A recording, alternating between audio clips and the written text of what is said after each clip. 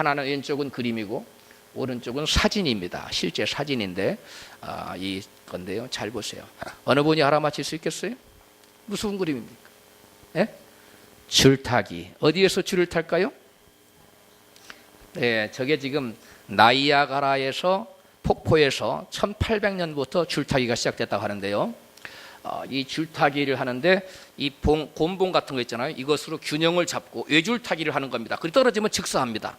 높이가 무려 56m고 밑에는 아주 그 소용돌이가 심한 아주 강한 폭포가 내려가고 있기 때문에 저기서 떨어지면 죽는데 지금 혼자 걷는 것이 아니라 어떻게 하고 있지요?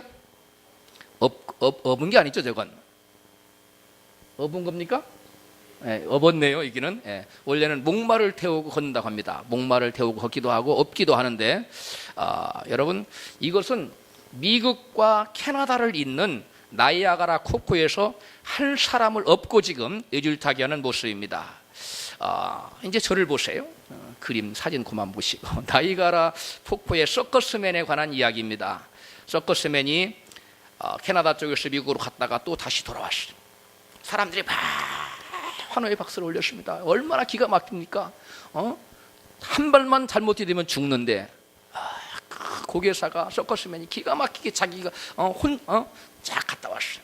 그리고 물었습니다. 여러분, 이제는 제가 혼자 건너올 것이 아니라 한 사람을 업고 한 사람을 목마를 태우고 갔다 올 것인데 여러분, 제가 성공할 줄 믿습니까? 그러니까 사람들이 뭐라고 했겠어요? 아멘 했겠습니까? 아니요, 예 그랬어요. 그랬더니 그렇습니까? 정말 믿습니까? 그러니까 예 그랬어요. 제일 앞에서 가장 대답을 크게 한 사람에게 당신 바로 제 위에 와서 목마를 타시오. 그리고 아니라고. 이 사람 시키라고. 그 사람 시켰어요. 아니 저도 아니라고. 저 사람 nobody know. 아무도 그 목마에 타기를 원하는 사람이 없었어요. 결국 누가 타고 갔을까요? 동료 서커스맨이 그 목마를 타고 갔다가 오니까 사람들이 막 박수를 쳤어. 여러분, 이 이야기 소리는 진정한 신뢰가 무엇인지, 진정한 맡김이 무엇인지, 진정으로 사람을 의뢰하는 것이 무엇인지를 우리는 알 수가 있습니다. 여러분, 거기에 사람들은 그 서커스맨이 능히 갔다 올 것을 믿긴 믿었지만 자기를 맡기는 믿음은 없었습니다. 그를 온전한 신뢰하는 믿음은 없었습니다. 그러나 동료 서커스맨은 그를 잘 알았기에 어떻게 했어요? 온전히 신뢰하고 자기의 운명을 내어 맡기는 그러한 믿음이 있었다는 것입니다. 똑같은 것 같은데 전혀 다른 믿음이지요. 여러분, 만약에 캐나다 쪽에서 미국으로 건너가는 길이 비행기나 배나 뭐 차나 그 어떠한 방법도 없고 오직 이 외줄을 통해서만 건너갈 수 있다고 칩시다. 건너가는 방법이 몇 가지밖에 없어요? 단 한 가지. 외줄만 타고 가야 돼요. 나는 외줄 탈 능력이 없어요. 그렇다면 방법은 어느 방법밖에 없습니까? 캐나다에서 반드시 미국을 가야만 되고 가는 방법은 외줄밖에 없고 외줄 타는 방법밖에 없고 나는 외줄 탈 줄을 몰라요. 그러면 남은 방법은 뭐밖에 없어요? 서커스맨을 온전히 믿고 의지하고 그에게 나를 맡기는 방법밖에는 다른 도리가 없습니다. 또 가정합시다. 캐나다는 우리가 살고 있는 곳이요, 저 미국은 천국이라고 칩시다. 그리고 그 길을 건너가는 길은 오직 외줄길밖에 없고 그 외줄 타는 서커스맨은 오직 묘기를 부릴 줄 아는 분은 오직 예수 그리스도밖에 없다면 여러분은 어떻게 하시겠습니까? 여러분은 어떻게 하시겠습니까? 예수께서는 말씀하셨습니다. 내가 곧 길이요 진리요 생명이라니 나로 말미암지 않고는 아버지께로 올 자가 없느니라. 할렐루야. 여러분, 우리는 예수님에게 나 자신을 전폭적으로 맡기고 의뢰하고 신뢰하는 믿음이 없이는 여러분 결단코 저 천국을 갈 수가 없다는 사실을 우리에게 말씀해 주고 있습니다. 할렐루야. 이것이 바로 온전한 어떤 믿음이냐? 따라합시다. 신뢰하는 믿음, 의뢰하는 믿음, 맡기는 믿음. 이것이 바로 천국 가는 구원 얻는 믿음입니다. 오늘 로마서 본문을 보면 전적으로 주님을 의뢰하고 신뢰하는 아브라함의 믿음을 우리는 본문에서 볼 수 있습니다. 다 같이 로마서 4장 17절부터 18절 말씀을 읽겠습니다. 다 같이 그의 믿은 바 하나님은 죽은 자를 살리시며 없는 것을 있는 것 같이 부르시는 이시니라. 아브라함이 바랄 수 없는 중에 바라고 믿었으니 이는 내 후손이 이 같으리라 하신 말씀대로 많은 민족의 조상이 되게 하려 하심을 인함이라. 여러분 여기 나타난 아브라함의 믿음을 보십시오. 로마서 4장 17절을 다시 한번 읽습니다. 시작. 그의 믿은 바 하나님은 죽은 자를 살리시며 없는 것을 있는 것처럼 부르시는 이시니라. 여러분 하나님께서는 아브라함에게 독자 이삭을 바치라고 했습니다. 아브라함은 독자 이삭을 죽여서 하나님께 번제로 드리라는 명령을 받고 하나님을 전적으로 신뢰함으로써 하나님 명령에 순종할 수 있었습니다. 하나님, 이 아들을 죽여버리면 하나님의 약속은 어떻게 이루어집니까? 이 아들을 통해서 많은 민족을 번성케 하겠다고 제게 약속하셨는데 그 약속은 어떻게 되는 겁니까? 이렇게 아브라함은 하나님께 반문하지 않았습니다. 대신 그는 자기가 믿는 하나님은 죽은 자를 뭐 하셔서라도 살리셔서라도 당신의 약속을 반드시 실현시킬 것을 굳게 믿고 하나님을 의지하고 하나님을 전적으로 신뢰하고 약속의 실현도 하나님께서 온전히 이실 것을 믿고 맡기는 믿음을 우리는 볼 수 있는 이것이 바로 아브라함의 믿음인 것입니다. 다 같이 로마서 4장 18절을 다시 한번 봅니다. 시작. 아브라함이 바랄 수 없는 중에 바라고 믿었으니 이는 내 후손이 이 같으리라 하신 말씀대로 많은 민족의 조상이 되게 하려 하심을 인함이라. 여러분 아브라함은 바랄 수 없는 상황에서도 하나님을 굳게 바라고 신뢰하고 있는데 그것은 창세기 15장 4절의 말씀에 근거한 겁니다. 그 말씀에 장차 내 몸에서 날짜가 내 후사가 되리라. 따라서 합시다. 장차 내 몸에서 날짜가 내 후사가 되리라. 할렐루야. 여러분 이 아브라함의 믿음을 히브리서 기자는 여러분 히브리서 11장 17절로 19절에서 이와 같이 해석하고 있습니다. 아브라함은 시험을 받을 때에 믿음으로 이삭을 드렸으니 저는 약속을 받은 자로 돼 그 독생자를 드렸느니라. 저에게 이미 말씀하시기를 내 자손이라 칭할 자는 이삭으로 말미암으리라 하셨으니 저가 하나님이 능히 죽은 자 가운데서 다시 살리실 줄로 생각한지라. 여기서 생각한지라는 말은 신뢰하고 맡긴지라 그 말이에요. 비유컨대 죽은 자 가운데서 도로 받은 것이니라. 여러분 아브라함의 믿음은 하나님을 전적으로 믿고 신뢰하고 맡기는 믿음이었는데 어디까지 신뢰하고 맡겨드렸느냐? 아들을 죽여 하나님께 번제로 드린다 할지라도 하나님은 다시 그 아들을 뭐 하실 것을 살려내실 것까지 신뢰했어요. 이것이 바로 아브라함의 믿음의 극치입니다. 하나님은 이런 아브라함을 보고 이제야 내가 나를 경외하는 줄 알았노라. 이와 같이 아브라함의 믿음을 온전히 여러분 인정해 주는데 그 아브라함의 믿음은 바로 신뢰하는 믿음, 자신의 운명까지라도 온전히 내어 맡기는 믿음입니다. 할렐루야. 여러분과 제가 그러한 믿음을 소유하기를 주님의 이름으로 축복합니다. 성경신학자 게알더스 보스는 이 같은 아브라함의 믿음을 하나님을 신뢰하는 믿음이라 이렇게 정의합니다. 우리가 조금 전에 읽은 히브리서 11장 17절로 19절의 말씀을 근거로 하여 게알더스 보스는 이렇게 말하고 있어요. 바울은 로마서 4장 17절에서 22절에서 하나님의 전능성을 전적으로 신뢰하는 아브라함의 신앙을 아주 잘 묘사하고 있습니다.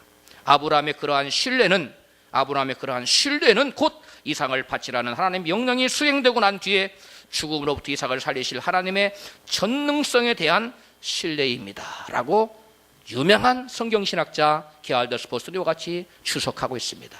여러분 게알더스 보스가 말하는 아브라함의 신뢰하는 믿음, 이 맡기는 믿음이라는 어떤 믿음이라고요? 죽은 자를 살리시며 없는 것을 있는 것처럼 부르시는 이에 대한 확고한 신뢰요, 의뢰요, 맡김이라는 것입니다. 여러분 이스라엘 백성들이 광야를 애굽에서 모세에게 구출받아서 광야를 통과하고 있잖아요. 그때 하나님께서는 그 백성에게 믿음을 요구하고 있습니다. 광야를 통과하는 그 백성에게 하나님께 요구하던 믿음이 과연 어떠한 믿음이었을까요? 여러분 광야에서 이스라엘 백성에게 뭐가 없었지요? 먹을 것이 없었어요. 저들의 힘만으로 살아갈 수 있는 대책이 있었습니까? 전혀 없었습니다. 자신들의 삶을 영위할 그 어떠한 대책도 수단도 그러한 능력도 전무한 상태에서 하나님께서는 그들에게 하나를 요구했는데 그것이 무엇이었냐면 여호와를 전적으로 뭐하는 믿음? 신뢰하고 의뢰하는 믿음. 그들의 일생과 그들의 운명을 하나님께 내어 맡기는 그러한 믿음을 하나님께서는 요구하셨습니다. 그 광야를 걸어가는 이스라엘 민족이 어떠한 삶의 대책도 스스로 갖고 있지 못했지만 하나님께서는 그들에게 매일처럼 만나를 내려주시는 기적을 통해서 그들로 하여금 광야의 삶을 능히 살아갈 수 있도록 하나님께서 은혜를 베풀어 주셨습니다. 그런데 이제는 만나 다음에 그들에게 광야에서의 물이 없어 마실 수 없는 어떤 시험이 닥쳐왔지요? 갈증의 시험이 닥쳐왔습니다. 이때 그들이 어떻게 반응하는가? 내가 너희들에게 광야에서 먹을 것이 없는데 뭘 주었는데? 만나를 먹여서 너희들을 내가 살려주었는데 이제는 물이 없는데 너희들이 과연 어떻게 하는가 내가 보고 싶다 하고 하나님은 지금 광야 믿음 학교에 이스라엘 백성들을 입학시켜놓고 그들에게 믿음 교육을 시키고 있는 중입니다. 나 여호와는 너희들이 배고플 때에 하늘 문을 열고 만나를 내어주신 분이다. 자, 이제 너희들이 목이 마르는데 너희들이 어떻게 반응하는가? 그 반응의 태도가 바로 나를 향한 너희들의 믿음이 아니겠느냐 하고 하나님께서 믿음을 그 이스라엘 백성들의 광야를 통과하는 그 백성들의 믿음을 하나님은 테스트합니다. 하나님께서 이스라엘 백성들과 같이 테스트할 때 저들의 올바른 응답은 무엇이어야 했습니까? 그들의 올바른 응답은 어떤 것이었어야 됐어요? 먹을 것이 없는 가운데 만나를 내려주신 하나님께서 이제 물이 가란 때에도 하나님께서 무엇을 주시리라? 물을 주시리라. 우리의 갈증을 능히 해결하여 주시리라 하는 그러한 하나님을 철저히 믿고 의지하고 자신의 삶과 운명을 하나님께 맡겨드려야만 했습니다. 이것이 바로 하나님을 향한 올바른 저들의 믿음의 태도입니다. 그러나 저들은 그렇게 반응했나요? 이스라엘 백성들은 그렇게 반응하지 못했습니다. 대신 그들은 하나님을 향하여 무엇을 쏟아냈지요? 원망과 불평을 거침없이 쏟아냈습니다. 출애굽기 17장 1절 3절에 저들의 반응이 나타납니다. 이스라엘 자손의 온 회중이 여호와의 명령대로 신광야에서 떠나 그 도정대로 행하여 르비딤의 장막을 쳤으나 백성이 마실 물이 없는지라. 백성이 모세와 다투어 가로되 우리에게 물을 주어 마시게 하라. 모세가 그들에게 이르되 너희가 어찌하여 나와 다투느냐? 너희가 어찌하여 나를 시험하느냐? 거기서 백성이 물이 가라매 그들이 모세를 대하여 원망하여 가로되 당신이 어찌하여 우리를 애굽에서 인도하여 내어서 우리와 우리 자녀와 우리 생축으로 목말라 죽게 하느냐? 여러분, 하나님은 그들을 목말라 죽이려고 광야로 인도하신 분이 아닌데 그들은 마치 죽을 것처럼 생각했어요. 먹을 것이 없어서 하나님께 하늘문을 여시고 만나를 내려주셔서 그동안 살려주신 하나님을 그들은 뭐하고 있습니까? 기억하고 있습니까? 까마득해 잊고 있습니다. 저와 여러분도 당장 문제가 생기면 과거에 우리가 도저히 해결할 수 없는 하나님께 부르짖어 기도하여 하나님이 놀라운 기적을 베풀어서 우리가 알 수 없는 희한한 방법으로 우리를 그 문제에서 해결해 주었건만 그보다도 오히려 더 작은 문제가 생겼는데도 불구하고 하나님은 온데간데 없고 하나님을 원망하거나 불평하지는 않았습니까? 그런 자는 믿음의 시험에서 탈락한 것입니다. 그 믿음의 시험에 통과할 때는 더 한 단계 높은 은혜와 축복의 곳으로 우리를 인도하여 주실 줄로 믿습니다. 여러분, 이같이 백성들이 물이 없는 것을 원망하는 것을 모세는 여호와를 뭐하는 것으로 해석했습니까? 여호와를 시험하는 것으로 해석하고 있어요. 레만이라는 학자는 여호와께서 그 백성을 가라게 한 데는, 목이 마르게 한 데에는 그만한 이유가 있다고 이와 같이 설명하고 있어요. 이러한 방법으로, 즉 이러한 방법이 뭡니까? 물이 없는 갈증난 방법으로 이스라엘 백성을 코너에 본 거예요. 하나님께서 이러한 방법으로 그분은, 즉 하나님은 이들에게 하나님을 향한 신앙은 완전한 뭐에 있다고? 의존이 함께 한다는 것을 가르치고자 하였다. 하나님의 의도입니다. 이러한 필요를 경험함으로써 만이 이스라엘은 실제적 의존은 하나님께 완전히 맡기고 그를 철저히 하게 의지하는 것임을 배우게 되었다. 하나님은 이스라엘에게 진정한 신앙이란 자신을 완전히 포기하기까지 그를 의존하는 것임을 보여주고 계셨다. 할렐루야. 하나님께서 광야에서 그 백성으로 하여금 갈증나게 하고 여러분 문제를 당하게 한 것은 그들에게 진정한 신앙을 갖도록 해 주었는데, 그 진정한 신앙이란 뭐라고요? 자신을 따라 삽시다. 자신을 완전히 포기하기까지. 하나님을 의존하는 것이다. 할렐루야. 나 자신이 어떠한 힘과 능력으로 살아가려는 그런 것이 아닌 전적으로 나의 인생을 그분께 맡겨버리는, 온전히 그분만을 의지하며 살아가는 것, 이것이 바로 완전한 신앙이다. 네가 나를 온전히 믿는다면 그와 같은 삶의 태도를 보여야 된다. 이것을 보여주기 위해서 이스라엘 백성들에게 광야에 물 없는 갈증의 시험을 허락했다고 어떤 학자가 설명했다고요? 레만이라는 학자는 그렇게 해석했습니다. 여러분, 레만이라는 학자가 말하는 믿음이란 하나님을 철저히 신뢰하고 의존하는 것을 의미합니다. 하나님을 신뢰한다는 것은 내 방법과 내 힘과 내 능력으로 살아가겠다는 그 어떠한 시도도 포기하고 자아를 꺾는 것입니다. 대신 자신을 신뢰하는 것을 죽이고 온전히 주님만을 의지하고, 여러분, 주님께 나의 삶 전체를 맡겨드리는 그러한 상태가 바로 하나님께서 원하시는 완전한 믿음이신 것을 믿으시기 바랍니다. 할렐루야. 여러분, 찰스 하지라는 사람은 믿음의 의례적인 요소를 다음과 같이 설명하고 있습니다. 예수 그리스도를 믿으라는 명령의 의미는 곧 그를 신뢰하고 의지하라는 뜻이다. 뭐라는 뜻이라고요? 의지하고 신뢰하라는. 예수 그리스도께서 그리스도시라는 명제에 동의하라는 뜻만이 아니다. 천사들도 마귀도 그러한 동의를 한다. 오히려 지식과 동의를 다 포함하는, 신뢰를 포함하는 표현하는 것이다. 그리스도께서 죄에 대한 속죄 제물이심을 믿는다는 것은 곧 그를 속죄 제물로 받아들이고 그분을 의지하며 살아간다는 뜻이다. 할렐루야. 참 신학자인데, 신학자 중에 엉뚱한 소리 하는 사람이 많아요. 그런데 참 이런 훌륭한 해석들을 한 거 보면 감탄스럽습니다. 그 다음에 하찌는 약속에 대한 믿음을 신뢰 행위로서 하나님을 의지하는 것이라고 이같이 정의합니다. 잘 들으시기 바랍니다. 추상적인 진리에 대한 동의는 하나의 사색적인 행위이다. 도덕적 진리에 대한 동의는 도덕적인 행위이다. 그리고 우리 자신에게 주어진 약속에 대한 동의는 하나의 신뢰 행위가 되는 것이다. 그래, 다 같이 한번 시작. 우리 자신에게 주어진 약속에 대한 동의는 하나의 신뢰 행위가 되는 것이다. 지구가 자전한다는 것을 믿음은 그저 동의 이외에 아무것도 아니다. 덕이 선한다는 것을 믿는 것은 본질상 하나의 도덕적인 판단이다. 그리고 약속에 대한 믿음은 하나의 신뢰 행위다. 따라서 합시다. 시작. 약속에 대한 믿음은 하나의 뭐라고요? 신뢰 행위라는. 이 성경의 언어에서 하나님의 약속에 대한 믿음이란 바로 그 약속을 믿고 의지하는 것을 의미한다. 그러므로 의지하는 것과는 전혀 별개로 단순히 그 약속에 대해서 동의하는 것만으로 그친다면 그것은 축복과 전혀 관계가 없어지는 것이다. 하나님의 약속에 대한 믿음이라는 것은 그 약속을 믿고, 두 번째 뭐 하는 거라고요? 생각으로 믿을 뿐만 아니라 뭐 하는 거라고요? 의지하는 거예요. 의지하는 것은 행동이 수반되는 거예요. 의지하는 거예요. 여러분 찰스 하치가 중요한 말을 하는데, 단지 하나님 약속에 대해서 동의만 하고 고개만 끄덕거리고 옳습니다, 아멘입니다, 맞습니다, 네 그거 믿습니다, 그런 동의적인 믿음만은 무엇을 다 앗아가 버리는 거예요? 하나님의 축복을 다 앗아가 버리는 거예요. 결국은 하나님의 축복을 앗아간다는 것은 뭐예요? 가장 궁극적인 축복이 우리에게 믿는 자에게 가장 궁극적으로 주어지는 축복이 뭡니까? 구원받고 천국 가는 건데 그것이 없어져 버린다는 거예요.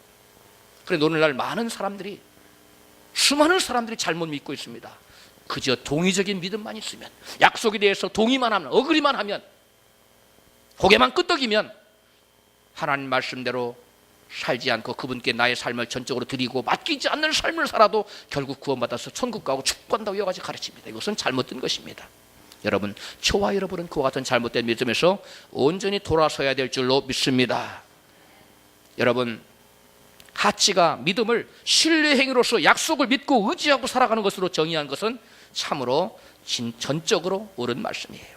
바울은 하나님께서 자신에게 환난을 허락하신 이유를 고린도후서 1장 8절로 10절에서 이와 같이 고백합니다. 형제들아, 우리가 아시아에서 당한 환난을 너희가 알지 못하기를 원치 아니하노니 심해 지나도록 심한 고생을 받아 살 소망까지 끊어지고 우리 마음의 사형 선고를 받은 줄 알았으니 그 이유는 우리로 자기를 의뢰하지 말고 오직 죽은 자를 다시 살리시는 하나님만을 의뢰하게 하심이라. 그가 이같이 큰 사망에서 우리를 건지셨고 또 건지시리라. 또한 이후에라도 건지시기를 그를 의지하여 바라노라. 할렐루야. 여러분, 여기서 바울이 사용한 의뢰하다라는 단어 대신에 우리는 어떤 단어로 대체할 수 있습니까? 믿는다라는 단어로 대체할 수 있습니다. 즉 의지하다라는 말 뜻은 하나님을 굳게 믿는다라는 말씀입니다. 내비게이터 선교의 지도자인 제리 브리지스는 바울이 당한 환난의 의미를 이와 같이 설명합니다. 하나님께서 바울에게 환난을 허락하신 것은 자기 자신보다 하나님을 더욱 믿고 의지하는 법을 가르치고자 하신 것이었습니다. 여러분, 바울의 해석을 제리 브리지스는 바로 바울에게 환난과 시험과 역정이 닥친 그 모든 것은 바울에게 뭘 가르치시기 위해서요? 무엇을 가르치시기 위해서? 하나님을 더욱더 믿고 자기 자신보다 하나님을 더욱더 믿고 하나님을 뭐하는 법을? 신뢰하고 의지하는 법을 가르쳐주기 위해서 바울에게 시련을 허락했다고 말합니다. 여러분, 여러분에게 책 한 권을 추천해 드립니다. 여러분이 반드시 모든 분들이 다 읽어봤으면 좋겠어요. 이 찰스 프라이스가 지은 진정한 그리스도인, 이 중에 읽어본 분도 있고 안 읽어본 분도 있을 건데 요즘은 표지가 바뀌었을지도 몰라요. 내비게이터 출판사에서 나오고 찰스 프라이스가 지은 책인데 참 좋은 책입니다. 참된 그리스도인이 뭐냐? 리얼 크리스찬, 정말 예수 믿는 사람이 어떤 사람이냐 하는 것을 이 책에서 자세히 소개해놓고 있는데요. 이 책에서 이 찰스 프라이스는 믿음을 두 가지로 구분해서 설명하고 있습니다. 하나는 호수 속에 괴물이 존재하는 것을 믿는 것, 그다음에 또 하나는 아스피린의 영향력을 믿는 것. 아스피린이 뭔지 알죠? 감기약. 그는 전자의 그 호수 속의 괴물을 믿는 믿음을 지적인 믿음이라고 말했어요. 그 다음에 후자의 감기약 아스피린의 영향력에 대한 믿음을 의뢰하는 믿음, 신뢰하는 믿음이라고 구분지었습니다. 여러분, 구분이 갑니까? 하나는 호수 속에 괴물이 존재하는 걸 믿는 거예요. 그건 지식적인 믿음이라는 거예요. 그러나 감기 이것 먹으면 내가 병이 나을 거야 하고 감기약의 영향력을 믿는 것, 이것은 뭐 하는 거예요? 신뢰하고 뭐 하는 거예요? 의뢰하는 거예요. 여러분, 병원에 의사 찾아가는 건 병원 의사를 뭐 하기 때문에 찾아가는 겁니까? 신뢰하는 거예요. 나는 의사를 믿어요. 그때는 의사를 신뢰한다는 말이에요. 내가 하나님을 믿습니다. 그러면 내가 하나님을 신뢰한다는 거예요. 대상에 대한 신뢰를 바랍니다. 이것을 프라이스는 이 신뢰에 대한 믿음을 이와 같이 설명하고 있습니다. 그 두 번째 믿음, 즉 하나님을 향한 신뢰의 믿음을 말하고 있죠. 이 두 번째 믿음이 예수 그리스도와 우리와의 관계를 묘사하기 위해 신약 성경에서 사용한 믿음입니다. 이것은 단지 예수 그리스도가 존재하신다는 데 대한 믿음이 아니라 그분으로 하여금 나의 삶에서 역사하시게끔 해드리는 그런 종류의 믿음입니다. 내가 그분께 맡김으로 그분이 나의 삶에서 역사하도록 활동하실 수 있도록 나를 전적으로 믿고 맡기는 것, 이것이 바로 의뢰하는 믿음이요 신뢰하는 믿음이라는 것입니다. 여러분, 찰스 프라이스는 믿음을 한마디로 어떤 대상에 대한 신뢰의 태도라고 정의합니다. 즉 그는 믿음의 대상과의 관계성으로 이해한 것입니다. 그가 믿음에 대한 아주 중요한 개념을 다음과 같이 말하고 있습니다. 그리스도인의 삶에서 우리 믿음의 대상은 주 예수 그리스도이십니다.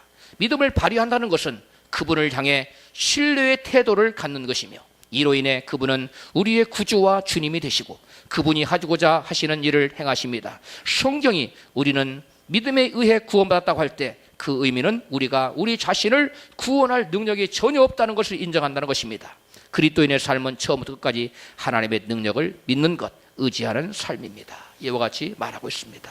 여러분, 지금까지 저와 여러분은 과연 하나님을 믿는다고 말할 때, 믿음 속에는 하나님을 전적으로 믿고 의지하고 그분에게 나의 삶을 맡기는 그러한 의미가 있다는 것을 살펴보았습니다. 이제는 구약 성경에 나타나는 구원의 길에 대해서 알아보겠습니다. 여러분, 구약 성경에는 믿어라, 믿는다 그런 말이 나올까요, 안 나올까요?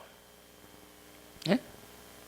그 많은 방대한 구약 성경 중에 믿어라, 믿는다 그런 말이 안 나와요.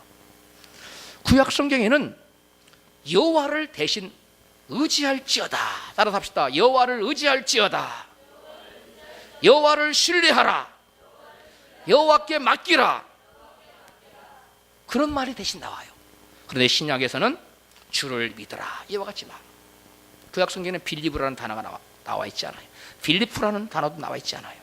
대신 여호와를 신뢰하라, 여호와를 의지하라, 여호와를 의뢰하라, 여호와께 맡기라, 그런 단어가 나와. 영어로는 뭐 trust in, rely on 이런 단어로 여러분 번역이 됐습니다.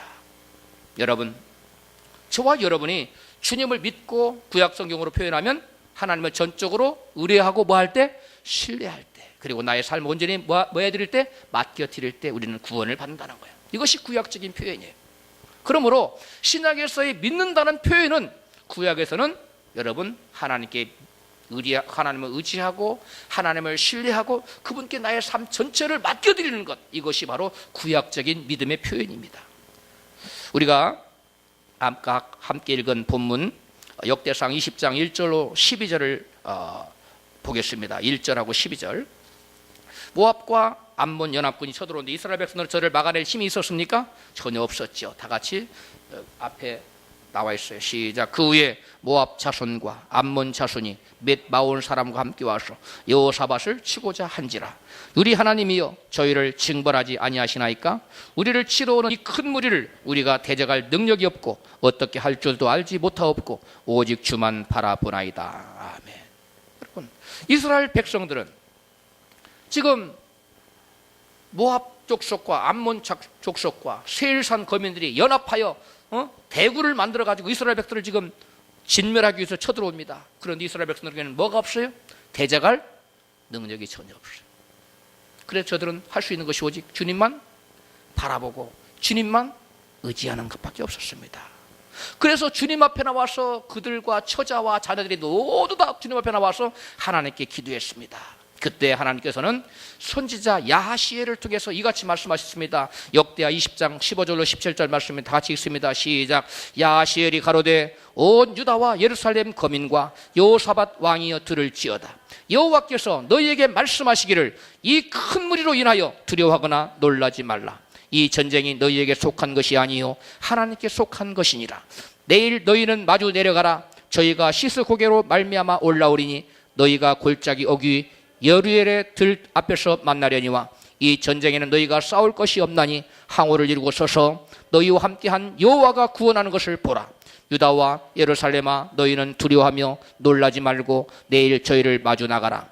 여호와가 너희와 함께하리라 하셨느니라 하매. 아멘. 여러분, 이스라엘은 지금 전쟁 준비가 전혀 되어 있지 않습니다.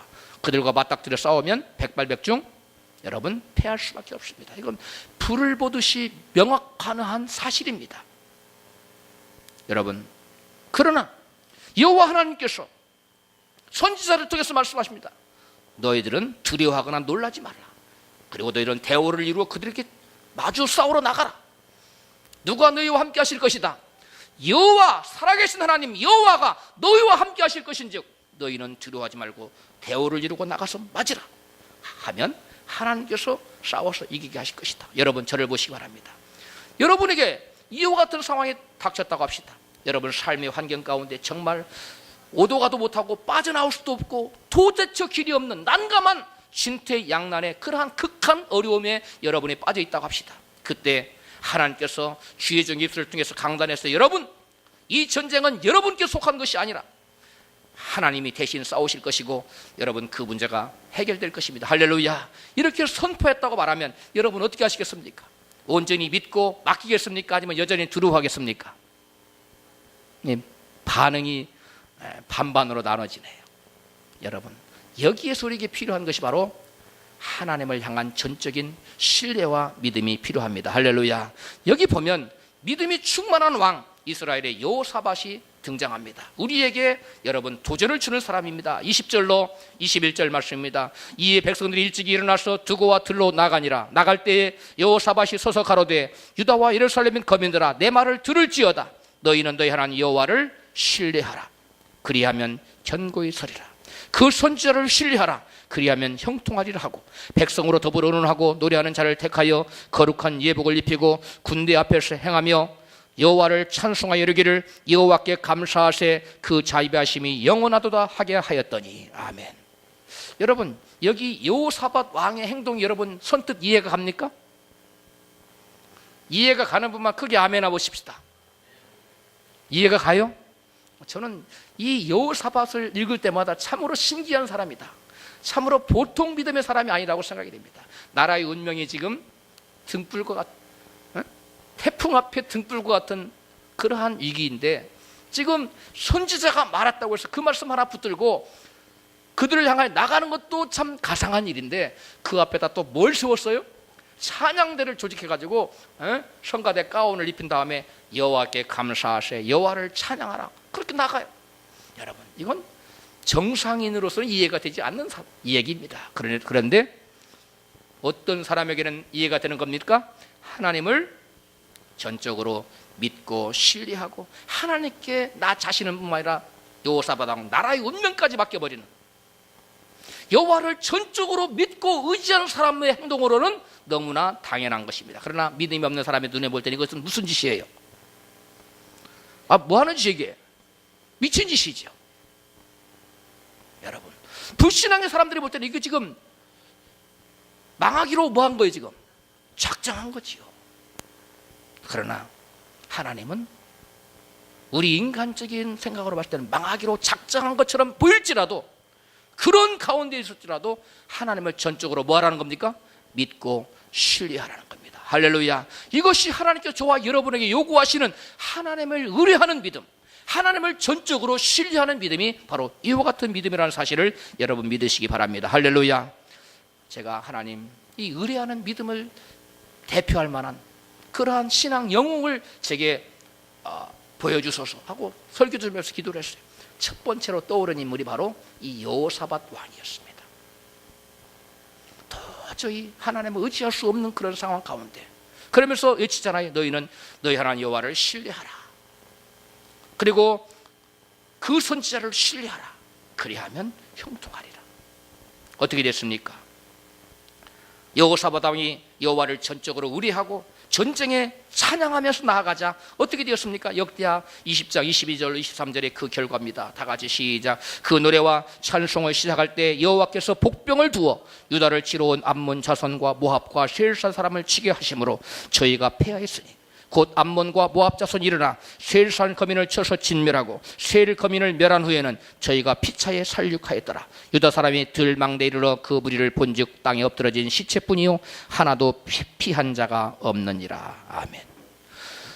여호와 하나님께서는 당신을 의뢰하고 찬송하며 나아가는 자들로 적군을 온전히 뭐하도록 만들었어요? 진멸하도록 만들었습니다. 여러분, 모든 이스라엘이 여러분 그 적군을 대항할 수 있는 힘이 전혀 없었어요. 그럼에도 불구하고 여호와를 말씀을 의지하고 그 선지자가 전해준 말씀을 의지하고 굳게 붙들고 여호와를 전적으로 의지하고 나아갈 때 하나님께서는 그들을 공격하고 진멸하기 위해 찾아온 그 모압 자손과 암몬 자손과 세일산 족속을 여러분 진멸했는데, 어떤 결과, 어디까지 진멸했어요? 단 한 사람도 살아남지 못하도록 그 어마어마한 군대가 모두 다 스스로 자기들끼리 싸워서 다 진멸하도록 만들었다는 거예요. 할렐루야. 여러분, 저와 여러분이 인생을 살다 보면 이 여호사밧 왕이 당한 것 같은 그러한 어려운 일을 당할 때가 있습니다. 그리고 그러한 환경을 조성한 마귀가 우리를 삼킬듯이, 우리를 집을 삼킬듯이 무서운 모습으로 마귀가 우리를 향해 다 덤벼들 때, 우리는 여호사밧 왕처럼 하나님을 전적으로 믿고 의지하면, 그리고 나아가면, 믿음으로 나아가면 우리를 무너뜨리기 위해 찾아온 원수 악한 마귀가 한 길을 왔다가 7길로 떠나가도록 하나님께서 우리와 하여금 승리하게 하실 줄로 믿습니다. 할렐루야. 이것이 바로 믿음이에요. 하나님을 전적으로 의지하는 사람은 이와 같이 승리케 하신다는 것입니다. 여러분, 이스라엘 백성들이 블레셋의 골리앗이 대군을 이끌고 왔어요.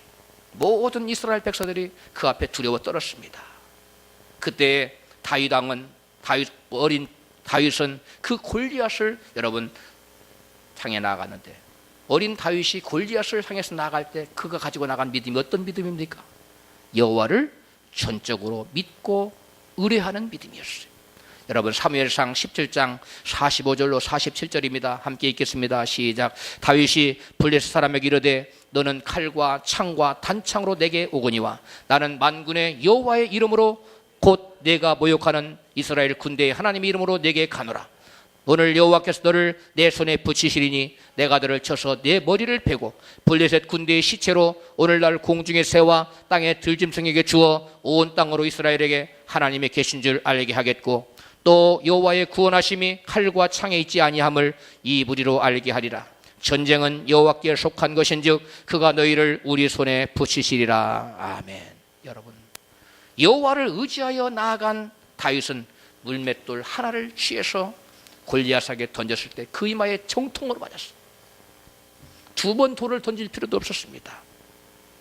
나중에 시편 37편 5절에서 다윗은 그 옛적에 자기의 승리한 여호와를 의지해서 전쟁에 나갔다 승리한 것을 기억하고 이와 같은 시를 씁니다. 너의 길을 여호와께 맡기라. 저를 의지하면 저가 이루시고 내 일을 빛같이 내 공의를 정오의 빛같이 하시리로다. 할렐루야. 여러분, 요절이에요. 여러분 다 같이 한번 이 시간에 암송하시기 바랍니다. 시작. 너의 길을 여호와께 맡기라. 저를 의지하면 저가 이루시고 내 일을 빛같이 나타내시며 내 공의를 정오의 빛같이 하시리로다. 할렐루야. 여러분, 저와 여러분이 어떠한 어려운 환경 가운데서도 다윗처럼 하나님을 전적으로 믿고 의지해서 나아가면 우리 하나님께서는 우리를 치러온 월수마귀를 한 길로 왔다가 7길로 물러가도록 우리를 도와주십니다. 믿으시면 아멘 하십시다. 여러분, 이스라엘의 열 정탐꾼은 가나안 땅을 보고 돌아와 환경을 바라보고 이같이 말했습니다. 우리는 능히 올라가서 이 백성을 치지 못하리라. 그들은 우리보다 강하니라. 이렇게 말했어. 그러나 여호수아와 갈렙은 하나님 의지하여 우리가 곧 올라가서 그 땅을 취하자 능히 이기리라. 이와 같이 말합니다. 민수기 13장 8절로 9절 말씀에 여호와께서 우리를 기뻐하시면 우리를 그 땅으로 인도하여 들이시고 그 땅을 우리에게 주시리라. 이는 과연 젖과 꿀이 흐르는 땅이니라. 오직 여호와를 거역하지 말라. 또 그 땅 백성을 두려워하지 말라. 그들은 우리의 밥이라. 그들의 보호자는 그들에게서 떠났고 여호와는 우리와 함께 하시느니라. 그들을 두려워 말라. 여러분, 여호와를 의지하여서 그 땅을 가서 취하자고 말했던 여호수아와 갈렙은 그 결과 어떻게 됐습니까? 그들의 약속의 땅, 가나안 땅을 취했습니다. 환경적으로 봐서는 여러분, 가나안에게는 철병거가 있었습니다. 그들의 군대는 잘 훈련된 정예 군사였습니다. 높은 초롱성이 있었습니다. 어떤 성이었습니까?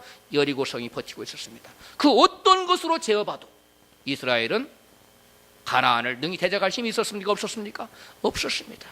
그래서 여러분, 열 정탐꾼은 환경만을 바라보고 모든 그러한 시츄에이션을 바라보고 우리는 능히 그 성을 취할 수 없다. 한 장관을 세워서 애굽으로 돌아가자고 말했습니다. 그러나 여러분, 여호수아와 갈렙을 보십시오. 그들은 환경을 보지 않았습니다. 환경을 어느 보로 재어봐도 이스라엘 백성이 가나안 백성을 대적해서 승리할 확률은 1%도 없었습니다.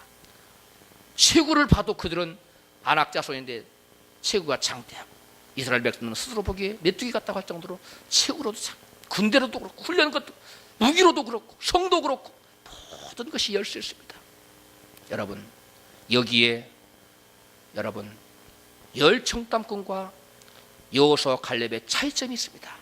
무슨 차이점이 있습니까? 왜 어떤 사람은 할 수 없다고 말하고 똑같은 건데 똑같은 환경 하에서 똑같은 것을 두루 돌아보고 와서 어떤 사람은 할 수 있다. 우리가 능히 그 성을 취할 수 있다고 말하는 사람이 있는가 하면 어떤 사람은 우리는 능히 취할 수 없다고 말합니까? 그들의 차이점이 어디에 있습니까? 그들의 차이점이 어디에 있습니까? 하나님을 믿느냐 안 믿느냐. 근데 그 믿음이 어떠한 믿음입니까? 하나님을 믿고 의뢰하느냐 의뢰하지 않느냐예요. 여호수아와 갈렙은 환경이 어떻든 간에 누구를 의뢰했어요? 여호와 하나님을 의뢰하고 전쟁에 임합니다. 그러나 여호와를 의뢰하지 않았던 열 정탐꾼은 우리는 능히 그 성을 취하지 못하리라고 말한 그 말대로 그들의 믿음대로 그들은 광야에서 다 엎드려져 죽었어요. 하나도 그들은 가나안 땅의 약속의 땅을 약속은 받았지만 그 약속의 땅을 자기 것으로 소유하지는 못했습니다. 저와 여러분에게 필요한 것은 무엇입니까? 환경을 바라보는 것이 아닙니다. 계산이 필요한 것이 아닙니다. 우리에게 필요한 것은 여호와를 의뢰하는 믿음입니다. 할렐루야. 여러분, 광야에서 예수님 말씀을 증거하고 나서 남자만 5,000명이 넘는 사람이 배를 쫄쫄 굶고 있었어요. 너희에게 먹을 것이 있느냐? 빌립이라는 사람은 계산적으로 나왔습니다. 그러나 안드레나가 뭐라고 말했습니까? 여기에 보리떡 5개와 물고기 2마리가 있더라. 주님을 의지하고 말했습니다. 결국 계산적으로 나온 빌립에 의해서 그 사람 배고픔을 줄인 사람들을 채운 것이 아니라 안드레처럼 주님을 전적으로 의뢰하는 믿음을 반응해서 주님은 보리떡 5개와 물고기 2마리를 가지고 여러분 5,000명을 먹이고 12광지를 남기는 놀라운 기적을 베풀어 주셨습니다. 할렐루야. 여러분 환경 바라보고 계산하지 마십시오. 저와 여러분이 살아가는 것은 계산으로 살아가는 것이 아닙니다. 할렐루야. 저도 저 자신의 삶을 들여다볼 때 계산으로는 도대체 살아갈 수가 없습니다. 그러나 하나님을 믿고 의지하고 나아가다 보니까 계산을 뛰어넘어서 계산으로는 전직 제가 죽었어야 되는데 지금 살아있습니다. 할렐루야. 마찬가지로 여러분 하나님을 전적으로 믿고 그분께 맡기십시오. 이것이 바로 하나님께 저와 여러분에게 요구하는 믿음입니다. 광야를 걸어가는 이스라엘 백성들에게 만나를 주실 때도 물을 주실 때도 하나님은 그들의 믿음을 요구했어요. 믿음이 없는 사람은 어려운 환경 가운데 하나님을 원망하고 불평할 수밖에 없습니다. 그러나 믿음의 사람은 물이 없을지라도 먹을 것이 없을지라도 하나님께 감사하게 되어 있습니다. 그러다 보면 여러분 조금 지나면 여러분 만나가 내리고 메추라기가 내리고 여러분 반석에서 물이 나오는 그러한 놀라운 역사들이 나타난다는 사실을 믿으시기 바랍니다. 잠언 기자는 이와 같이 말합니다. 너의 뜻을 이루거든 하나님께 맡겨라. 너의 행사를 여호와께 맡기라. 잠언 16장 3절입니다. 그리하면 너의 경영하는 것이 이루리라. 다 같이 시작. 너의 행사를 여호와께 맡기라. 그리하면 너의 경영하는 것이 이루리라. 할렐루야. 여호와를 의지하는 믿음 있는 사람은 구원받아서 결국 약속의 땅 천국에 들어갑니다. 그러나 말씀을 의지하지 못하고 환경을 바라보고 사는 사람들, 계산적으로 살아가는 사람들은 결국 구원을 받지도 못하고 약속의 땅 천국에 들어가지도 못합니다. 여러분 환경을 바라보거나 계산에서 살지 말고 대신 신실하신 하나님의 인격을 믿으시기 바랍니다. 할렐루야. 신실하신 하나님의 약속의 말씀을 부여잡으시기를 바랍니다. 그러면 여러분과 저는 그 어떠한 환경에서도 구원을 받아 마침내 약속의 땅 천국에 들어가게 될 줄로 믿습니다.